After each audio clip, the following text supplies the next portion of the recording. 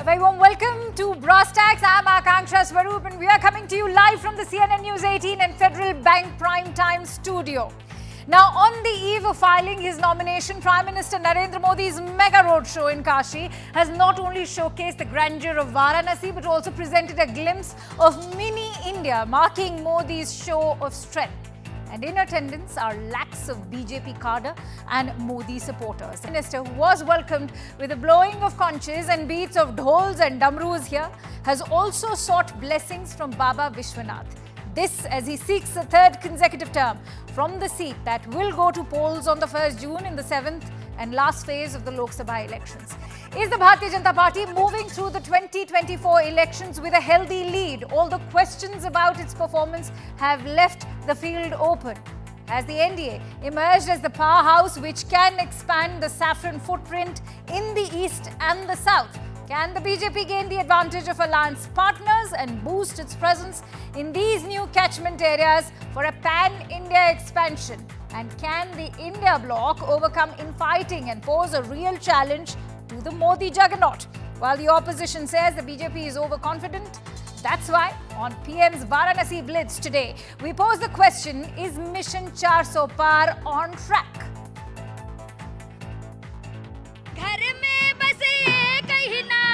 Jai Shri Ram! हमारे पास विश्व का सर्वाधिक सर्वशक्तिशाली नेता है और हम लोग अति प्रसन्न हैं, काशीवासी अत्यधिक प्रसन्न हैं। बनारस में समझ लीजिए, बनारस की पब्लिक मोदी जी की पूरी तरह से फैन है, बहुत अच्छी तरह से। को इतना गर्व से भरने का काम मोदी ने किया है। हम चाहते हैं कि जब तक वो रहे बार बार हमारे प्रधानमंत्री बने। I just feel that under Modi ji's leadership, India has become a powerhouse and we've got a good global recognition. Bharatiya Janata party hat trick करेगी और करेगी। ये मोदी कहता है इसलिए करेगी ऐसा नहीं। देश के 140 करोड़ देशवासियों ने तय कर लिया है, इसलिए 400 पार होना है।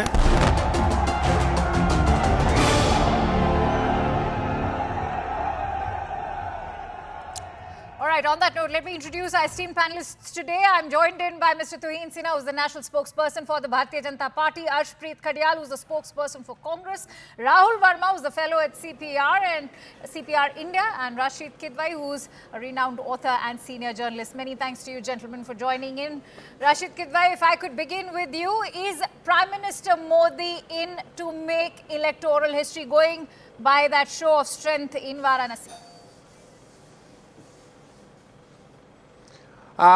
We must remember, thank you Akansha, we must remember it is Prime Minister's parliamentary constituency from 2014, 2019. He is a very popular figure. Tuhin, I'm going to request you to mute yourself, please. Right, Rashid, go ahead. Yeah, so I'm saying Prime Minister Modi is a very popular figure in Varanasi. He is representing that constituency twice in 14 and 19, and 2024 also. There is very little doubt that he'll do well in Varanasi. But to judge his Varanasi roadshow and performance and popularity across the length and breadth of country is, I think, exaggerated, and it's not a reflection of the real reality. Election 2024, every election is very different, and so is 2024 election. The political situation in south, in east, in north and west has its own unique features and novelty. I think it's very wide open. All right, Rahul Verma, if I could bring you in on this aspect. You heard what Rashid Kidwai has to say. I know you all are very skillfully dodging the question of the number game. But having said that, Rahul, is the 400 par target on point right now, going by if Kashi has any sort of indication to give?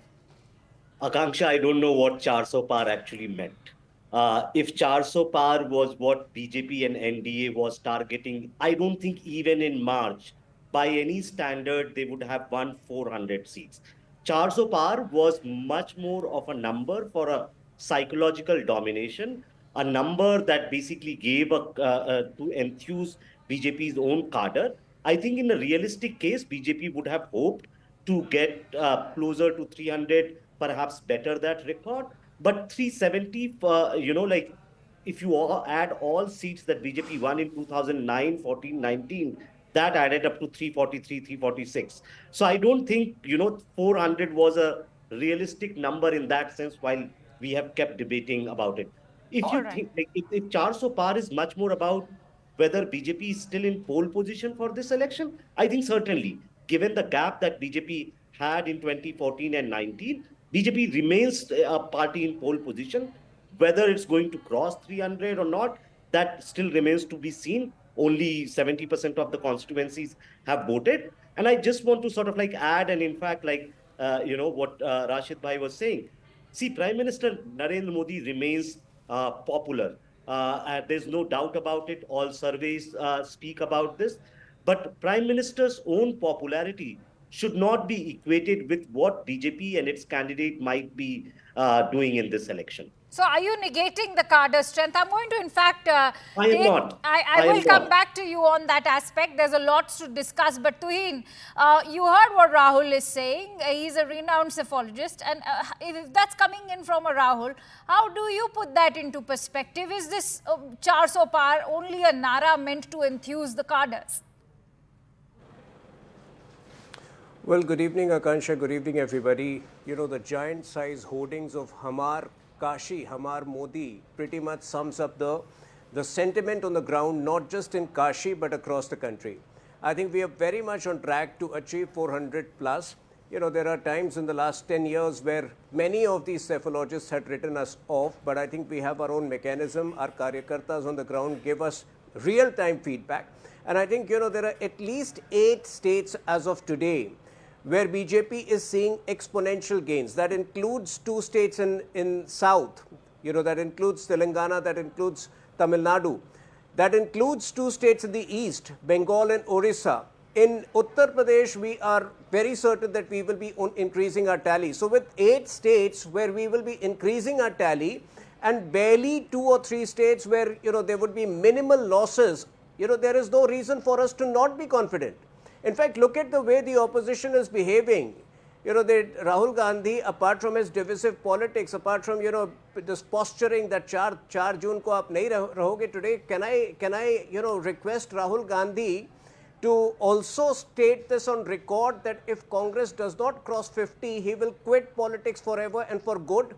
I think rather than putting for their own number, they are more obsessed. They are more obsessed that BJP will not touch 400. Right, Tuhin, let's have it from the numbers they will get. Right, Thank you, fair enough. Vicky No, Ashpreet, before you go ahead, in fact, the charge coming in from the Prime Minister himself in a CNN News 18 exclusive has been that first he deserted Amethi and now he's all set to desert Wayanad. Such kind of a political narrative is certainly not going to work well for the Congress party, especially when a Rahul Gandhi is being attacked like that. Well, Mr. Gandhi hasn't deserted any constituency at all whatsoever. The entire country. Well, we've all seen how Amethi's played down, Ashpreet. I think you've asked a question. No, but you can't lie so blatantly. What's a lie? What's a lie? That Amethi has been deserted. Is that not a lie?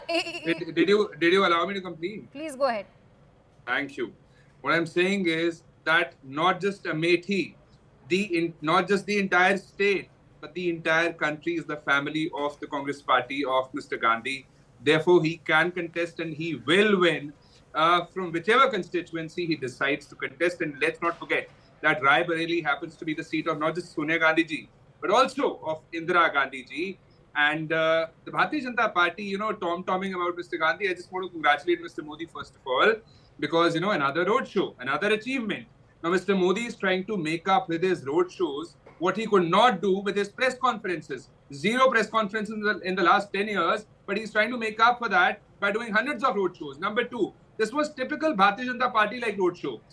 Convoy of luxury cars, Mr. Modi coming out of open roof car, when people in front of him, right there, had no roof over their head in their homes. They have no clothes to wear, no food, no jobs, no nothing. And despite that, the Bharatiya Janata Party decides to come out of open roof cars, and the Kamal has to murjao no matter what the Bharatiya Janata Party says. And that's because Ashpreet, they what haven't delivered. explains the lakhs and lakhs of people in attendance over there who are part of the cadres, who are also BJP and Modi supporters? What explains that?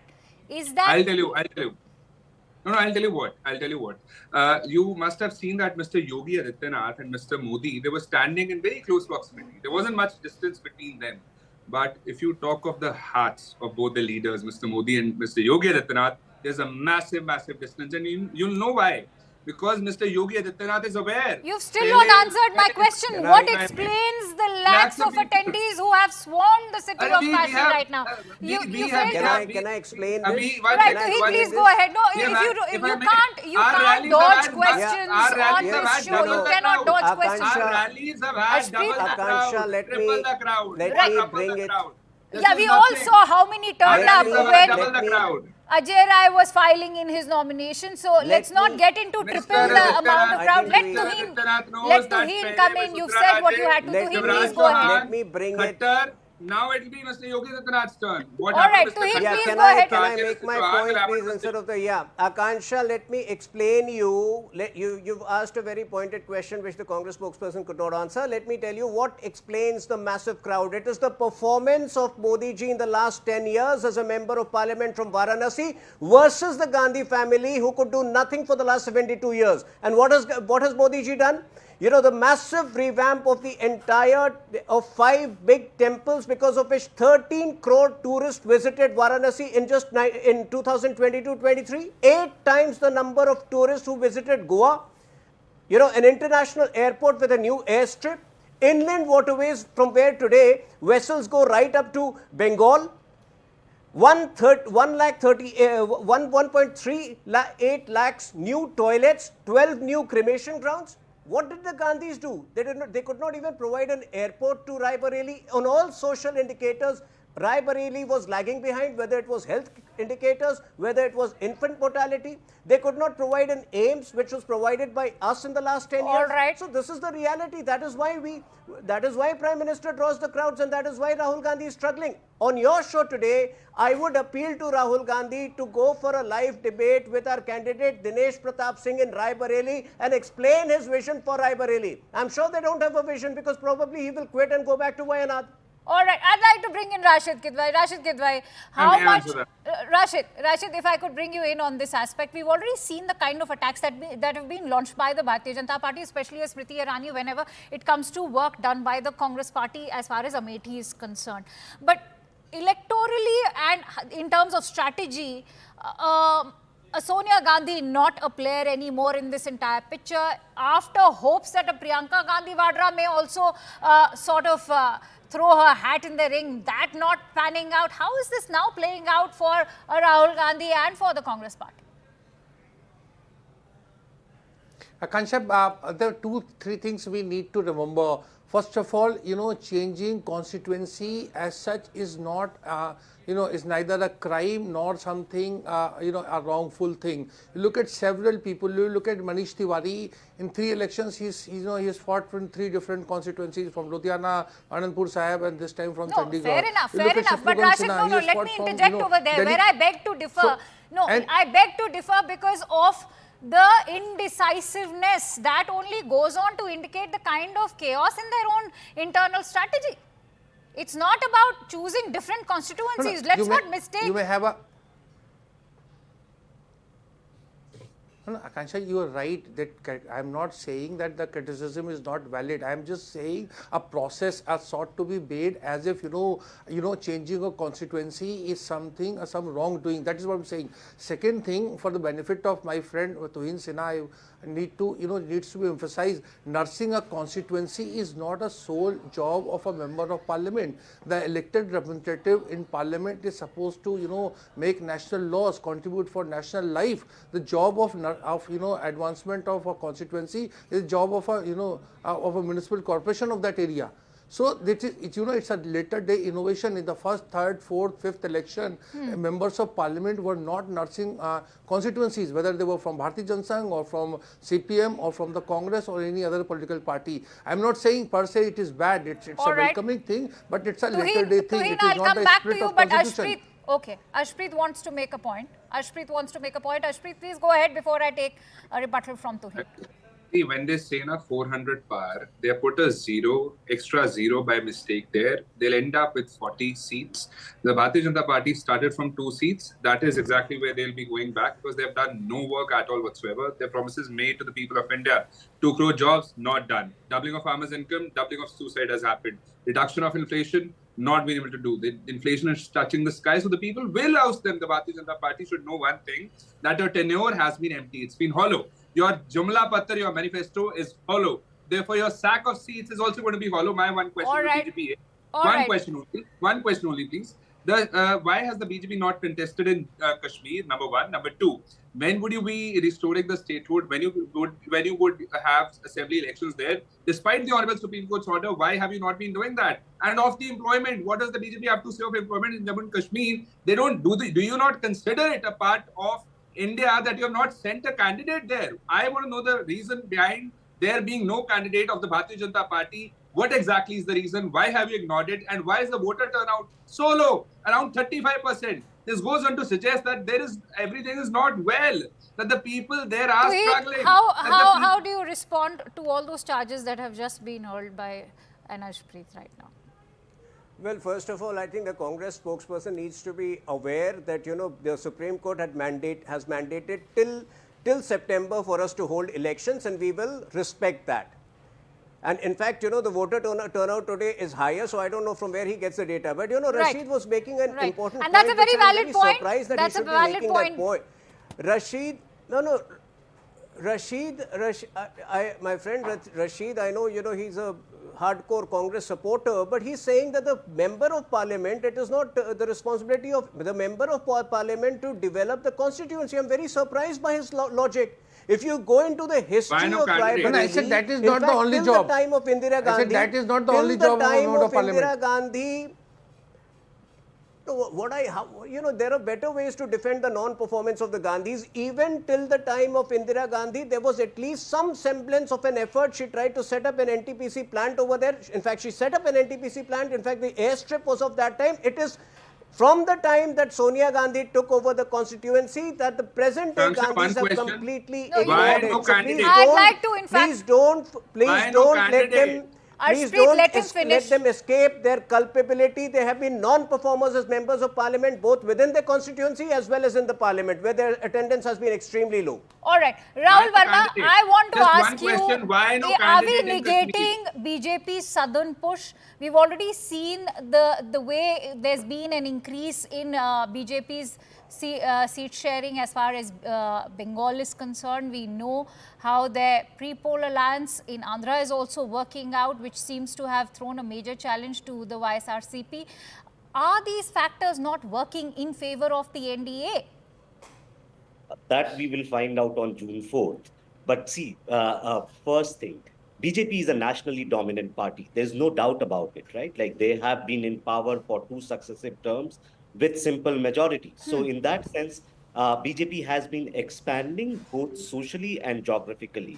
In 2019, they managed to breach the eastern walls, managed to win a lot of seats in eastern India, including West Bengal and Northeast. And I think for right reasons, and perhaps one part of like keeping this 400 and 370 slogan was to have a conversation starting. Where would these seats come from? Naturally, if you have exhausted or won most of the seats in Northwest and also that did well in eastern side, then naturally the seats have to come from southern India. No, but right? What are your studies telling you? Are they not coming from southern India? Do you not think that a Tamil Nadu will work out in terms of seat sharing?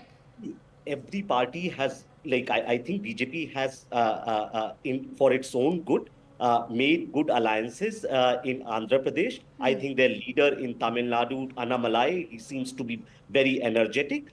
But whether Tamil Nadu would go to Kerala way, which is like having a 15-18% vote share for 2 successive elections with no seats, or will it go to West Bengal way where you managed to make a breakthrough and got 18 seats in 2019? We don't know that, right? And we'll find out that on June 4th. I think the point I'm making here is that BJP has been pushing it in South. Prime Minister has gone to southern states multiple times. Whether it will bear fruits or not, we yet don't know. BJP for its own like even if it has to repeat its performance of 300, needs to do better in states like Odisha, in Telangana, in AP, in Tamil Nadu, to be able to make the shortfalls. No, but if you talk about Telangana, BJP is, of course, hoping to at least eat into the share as far as BRS is concerned. We all know what BRS's own standing is right now. Yep, BJP hopes, right? BJP would hope to do well. I mean, right now everything is going by that, then everything is in the realm of speculation, right, Yes. Rahul? Arshpreet, Yes. if I could bring you in on that aspect, if we could see a Prime Minister leading the way forward for a BJP to make that push in all those sort of virgin territories for the Bharatiya Janata Party, if it was a South, or even if we see, say, a Bengal, which of course they had made a breakthrough in 2019 itself. The question now that's also being asked as far as the India alliance is concerned, well, you've been a loosely stitched alliance. You've already been in tri-cornered fights within yourselves. So where is the question of sort of having a unified stance and making that push? Please allow me a minute uninterrupted. First and foremost, it is, if any alliance is loosely stitched, it is the non-democratic alliance. We have seen how the double engine train has crashed time and again. JJP left them, AIADMK left them, Samta Party left them, SAD left them, SAD SAVE left them. Well, all these passengers, if Rahul Gandhi's Nyaya Yatra was anything to go by, it was only a spectacle of how you were deserted by your alliance partners. No, you cannot let me. I cannot give you time to present wrong facts over here. This is not a wrong fact. These parties have left the Bharatiya Janata Party. It's a fact. Number two, the Bharatiya Janata Party's graph, I'll tell you, is what? South mein saaf, North mein reh jayenge half. This is the BJP's graph. And I just want to know from the BJP, in 2014, your manifesto, your Jumla Patra said MSP denge. Mr. Modi, before becoming the Prime Minister, said MSP should be given as a legal guarantee. Why this Jumla Patra of yours of 2024 doesn't mention MSP? Why does it not mention debt waiver? Where has it gone? When you, in fact, after 700 farmers were martyred and you made a U-turn and apologized, in fact, Mr. Modi did, you promised, you gave 6 promises to the farmers. One of them happened to be MSP. Where is it? And why do you go back from your own word? Number 3, why the question has not been answered. Why no candidate in Kashmir? Why no candidate in Kashmir? Answer that. Do you not consider it a part of India, or what is the reason we want to know? All right, Tuhin, please go ahead, because those charges have become almost a daily narrative of unemployment and inflation. The Congress Party, why no candidate in Kashmir Kashmir doesn't read its own manifesto. He answered you when he highlighted the fact that there's been a higher voter turnout in Srinagar itself. No, why no candidate? Why does BJP not have a candidate there? How does it matter to you? We are still making it 400 seats. We are still contesting Ladakh. We will still contest the assembly election. How does it matter? Focus on real issues over here. Do you not consider it as a part of India? Right. Just now, the Congress spokesperson mentioned something about our 2014 manifesto. I can tell you the Congress Party does not read its own manifesto. That was not mentioned in our manifesto. Even then, the MSP of all major food grains and cereals has gone up by more than 70% in the last 10 years. So I think they should be debating real issues. They should be explaining their own manifesto. What do they exactly mean when they say that equal opportunities, or we will ensure equal opportunities in public works contracts for minorities? What are they trying to show? Will the bullet train contracts of this country, will the infrastructure contracts of this country be awarded on the basis of religion? That is what they should be explaining.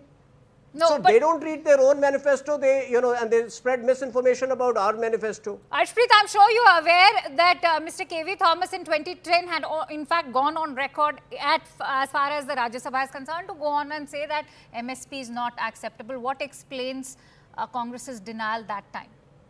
No, I think the Bharatiya Janata Party should... Please answer my question. What explains KV Thomas's statement in the Rajya Sabha when he said that MSP is not acceptable? No, I have allowed you to pose all questions. Please go ahead and answer my question. I will answer your question. Just allow me 20 seconds uninterrupted, please. It's very good that you're asking a question to the opposition and not to the government. I have the last 10 years. My only concern is that the Bharatiya Janata Party had the majority. They had promised it. Despite that, there's been no MSP, and this time their manifesto does not even mention. All right, so you made it not very know simple. why You have were they not made in a it majority in 2010 is what you are Why saying. have they made a U-turn Harshpreet, on please that? do not make a fool out of yourself. Please tell me, why did KV Thomas say, He's spreading. 700 farmers. why did They KV promised Thomas Mr. back It then was in not mentioned 2010 say legal that status. MSP is They unacceptable? promised Mr. Mishra Tuhin, would be I want a removed. response Yes, from again, Harshpreet. Let him speak. Harshpreet, I want a The response BJP to my promised- answering your question. question, Please answering do your not question. dodge the Lies over question. here. Answering your question, they promised 6 things to the farmers. They promised Mr. Mishra would be removed. He has again been आप given दिखा a दो ticket. manifesto. He was not आप removed दिखा from the दो. ministry You know, they despite the spread all Lakshmipur- kinds of despite the lies. They say Lakshmipur we incident. promised 15 lakhs Despite the rupees. This Lakshmipur is what the incident, Congress has you did reduced not itself to. remove They Mr. spread Mishra from all his kinds cabinet of false position. news on You your had show. promised it to the farmers. You had promised it to the farmers that we'll remove Mr. Mishra from his आप cabinet. दिखा Harshpreet, this दीजिए is ना manifesto unethical. लेके आए होंगे. Despite that, he did not do it. I just want to know from the BJP, why did you promise it if you weren't willing to deliver it? And if you did promise that, at least do not give him a ticket again. Akansha, That's he's exactly spreading what you've done. lies. He has You've not time read and the again BJP gone back on your manifesto. word. Whatever Did we have you or did promised, not we have promise that delivered. Mr. Mishra He's would be spreading removed? lies. He has not read the BJP You are a manifesto. party that has Legal, got ticket to bring legal Muslims sanctity to You are MSP a was party not that has got promised. ticket to bring We had Muslims promised to son. increase And farmer the incomes, and the ministers have MSP listened of to that. all No, that important Harsh- cereals has gone up by Harshpreet, 70% at least in the Harshpreet, last you 10 have still years. not responded to the question. You've engaged in 30 I have minutes answered of the a question. verbal battle over here. IIT BHU, No, please tell me the very basic question. Why did the Congress party back in Why did the 2010 Bharatiya Janata go Party on to say promise that that the Mr. MSP Mishra is would be removed and unaccepable? after that That forgot goes about on to talk about They the promised- double-speak, the they hypocrisy of the promised- Congress they party promised itself. Mr. Mishra would Rashid be Kidwai, removed. there was a point After that you that, were they forgot trying to about make. it. I hope you And they add have some again given a sanity to ticket this to him. argument right now. Well, the Yeah. BJP So, spokesperson Akansha, could, it's very clear. I think a political Please parties. allow Rashid Kidwai to speak, Harshpreet. Yeah, if the same amount Akansha, of time your could question is very valid, very pertinent. We have a tendency in our political system. Political parties are a bundle of contradictions. When they are in power, they say something different. When they are in opposition, they say something different, and that's more glaring in terms of what you are referring to. That what UPA was saying and what Congress is saying now. This is there, but the same applies, Akansha, to the BJP. Look at my friend Tuhin Sinha. He is questioning the Congress manifesto about reservations being promised to the minorities. And look at Tuhin Sinha's party. It has an alliance with the TDP in Andhra Pradesh, which is promising, job quota for Muslims in Andhra Pradesh. So Mr. Sinha's party has no qualms about, TDP promising that, but targeting Congress on the same issue. All right, Tuhin Sinha, is that a target specifically at the Muslim community, or is it about taking away reservation of the OBC Dalit and adding it to the Muslim quota? Who are intruders? I am Akansha, asking there are Tuhin a umpteen question. times, I am also asking Please him a question. respect the time Minister given to and each Honorable panelist. I love that if our time would also be Harshpreet, you respected were by given BJP. more than a Why is minute to this- speak. He was interrupting me throughout. Harshpreet, You I are would intruders. respect if you let him finish. Akansha, I'll this request for behavior the of the same Congress courtesy. shows its frustration. I think, if you can't debate in a decent manner, how will you behave on 4th June? Anyway, I think it has been explained time and again by Honorable Prime Minister and Honorable Home Minister that our only concern is about, Congress taking away quota rightfully belonging to the OBC, SC, ST community and giving it to the minorities because the Constitution steadfastly denies reservation on the basis of religion, and we will not allow the Congress party to tamper with the spirit of the Constitution. Now, the Congress party on your show is spreading all kinds of misinformation about our manifesto. I can tell you they have not read our manifesto of 2014. Over here, when I ask you a specific question of the Congress manifesto, I can give you the page of that Congress manifesto, page 8. You have promised equal share in public infrastructure contracts to minorities. Explain that on the show. You're not going to explain that. All right, Harshpreet, please go ahead. But you're not responding to TDP. If I may please answer. Right, please go ahead. Now you were You get a TDP spokesperson to Right, speak. Tuhin, is now problem? please allow What is Harshpreet problem? to finish what he has to say. I gave you Yes. ample time. Thank you. Number one, the Bharatiya Janata Party is talking of reservation. Last 10 years, no caste census done. Number two, Mr. Mohan Bhagwat had given a statement in 2015 September. He stated that we need to review reservation. Review simply means the formal process of termination. Does the BJP support him? Does the BJP condemn him? Number two, the RSS publicity chief in 2017 said when Mohan Vaidya that he basically opposed reservation, and he said reservation is against the principle of equality. Does the Bharatiya Janata Party support this statement, or does the Bharatiya Janata Party condemn this statement?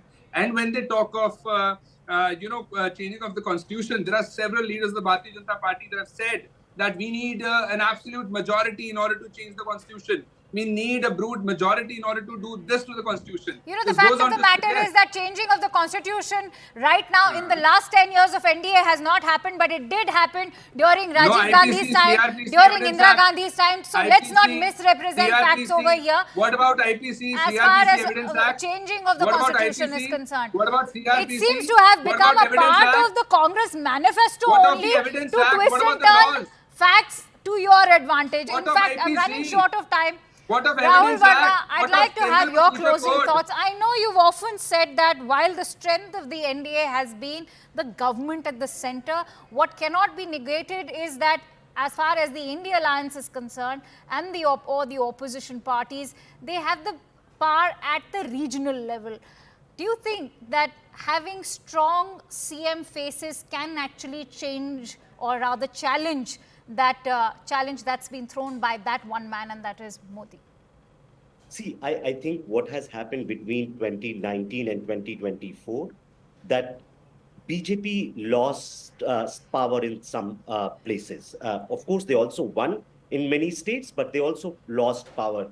And it happened largely in states where the opposition had a credible face, the party had a strong organization, and was able to match BJP in many ways. And in some places, BJP's own state governments did not have a proper governance record or track record. Karnataka would be one example. So for any party, if you don't have leadership phase, if you don't have organizational muscle, if you don't perform well, you are bound to be basically caught in a tight contest. And all right, so you've answered a lot of my questions right now by saying, when you've talked about organizational strength, about having a solid leadership face, well, we all know where that rests right now, and I'm afraid I'll have to leave that entire discussion over there. Thank you, gentlemen, for joining in on Brass Tacks.